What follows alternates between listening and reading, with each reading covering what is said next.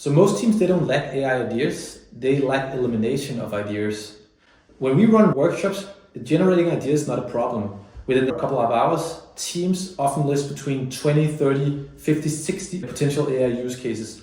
Anything from predictive maintenance, safety analytics, reporting automation, scheduling automation, dragline, swing optimization, you name it. The ideas is not the problem. And what happens is that the room, it feels productive, but the real difficulty begins when narrowing starts.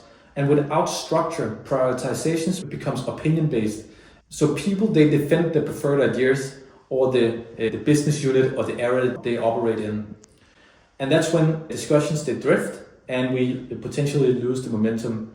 And again, the issue is not creativity, it's elimination. So I use 3 simple lenses to narrow the ideas.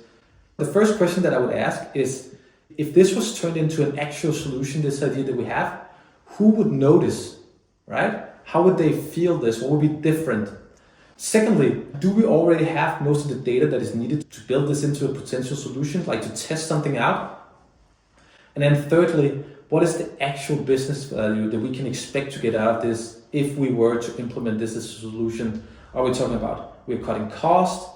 Are we talking about improving the quality, the throughput, availability of a specific piece of equipment? Those are the types of questions that we would ask in these kinds of situations.